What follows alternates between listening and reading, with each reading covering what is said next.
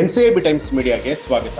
ಶವಗಳನ್ನ ಹೂತಿಟ್ಟ ಪ್ರಕರಣ, ಧರ್ಮಸ್ಥಳಕ್ಕೆ ಎಸ್ಐಟಿ ತಂಡ ಈಗಾಗಲೇ ತನಿಖೆಯನ್ನ ಶುರು ಮಾಡ್ತಾ ಇರುವಂತದ್ದು.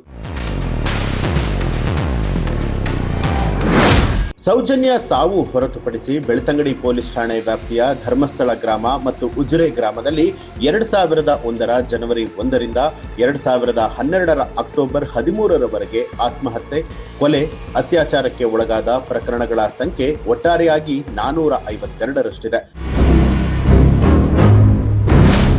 ಇಂದು ಎಸ್ಐಟಿ ತಂಡ ಅಧಿಕೃತವಾಗಿ ಧರ್ಮಸ್ಥಳ ಪ್ರಕರಣದ ತನಿಖೆಯನ್ನ ಕೈಗೆತ್ತಿಕೊಂಡಿದೆ. ವಿಶೇಷ ತನಿಖಾ ತಂಡದ ಜೊತೆಯಲ್ಲಿ ಕಾರ್ಯನಿರ್ವಹಿಸೋದಕ್ಕೆ ಹೆಚ್ಚುವರಿ 20 ಪೊಲೀಸ್ ಅಧಿಕಾರಿಗಳನ್ನ ನಿಯೋಜನೆ ಮಾಡಲಾಗಿದೆ. ಹೌದು, ಧರ್ಮಸ್ಥಳದಲ್ಲಿ ನಡೆದಿದೆ ಅಂತ ಹೇಳಲಾಗುವಂತಹ ಅಸಹಜ ಸಾವುಗಳು ಹಾಗೂ ಶವಗಳನ್ನ ಹೂತು ಹಾಕಿರುವಂತಹ ಪ್ರಕರಣ ಇದೀಗ ಸಂಚಲನ ಸೃಷ್ಟಿ ಮಾಡಿದೆ. ಸೋಷಿಯಲ್ ಮೀಡಿಯಾದಲ್ಲಿ ಈ ಕೇಸ್ ಬಗ್ಗೆ ಭಾರಿ ಚರ್ಚೆ ನಡೀತಾ ಇದೆ. ಸೂಕ್ತ ತನಿಖೆಗೆ ಒತ್ತಡ ಹೆಚ್ಚಿರುವಂತಹ ಹಿನ್ನೆಲೆಯಲ್ಲಿ ಸರ್ಕಾರ ಪ್ರಕರಣದ ತನಿಖೆಗೆ ಎಸ್ಐಟಿ ರಚನೆಯನ್ನ ಮಾಡಿದೆ. 4 IPS ಅಧಿಕಾರಿಗಳನ್ನ ಒಳಗೊಂಡ ಎಸ್ಐಟಿ ತಂಡ ಇವತ್ತು ಧರ್ಮಸ್ಥಳಕ್ಕೆ ಭೇಟಿಯನ್ನ ಕೊಡ್ತಾ ಇದ್ದು, ಇಂದಿನಿಂದಲೇ ತನಿಖೆ ಶುರುವಾಗುತ್ತೆ ಅಂತ ಹೇಳಲಾಗಿದೆ. ಧರ್ಮಸ್ಥಳದ ಅರಣ್ಯ ಭಾಗಗಳಲ್ಲಿ ಅಕ್ರಮವಾಗಿ ಶವಗಳನ್ನ ಹೂತಿಡಲಾಗಿದೆ ಅನ್ನುವಂಥ ಆರೋಪ ಕೇಳಿಬಂದಿದೆ. ಈ ದೂರಿನ ಆಧಾರದ ಮೇಲೆ ನಿಷ್ಪಕ್ಷಪಾತ ತನಿಖೆಗೆ ಅನೇಕರು ಆಗ್ರಹಿಸಿದ ಹಿನ್ನೆಲೆಯಲ್ಲಿ ಸರ್ಕಾರ ಎಸ್ಐಟಿ ತಂಡವನ್ನ ರಚನೆ ಮಾಡಿದ್ದು, ಇಂದು ಧರ್ಮಸ್ಥಳಕ್ಕೆ ಎಸ್ಐಟಿ ತಂಡ ಭೇಟಿ ಕೊಡ್ತಾ ಇದೆ. ಮಂಗಳೂರು ESP ಸೈಮನ್ ನೇತೃತ್ವದ ತಂಡ ಭೇಟಿ ಕೊಟ್ಟು ಪರಿಶೀಲನೆ ನಡೆಸಲಿದೆ. ಇಂದು ಎಸ್ಐಟಿ ತಂಡ ಅಧಿಕೃತವಾಗಿ ಪ್ರಕರಣದ ತನಿಖೆಯನ್ನ ಶುರು ಮಾಡಲಿದೆ. ವಿಶೇಷ ತನಿಖಾ ತಂಡದ ಜೊತೆಗೆ ಕಾರ್ಯವನ್ನ ನಿರ್ವಹಿಸೋದಕ್ಕೆ ಹೆಚ್ಚುವರಿ 20 ಪೊಲೀಸ್ ಅಧಿಕಾರಿಗಳನ್ನ ನಿಯೋಜನೆ ಮಾಡಲಾಗಿದೆ.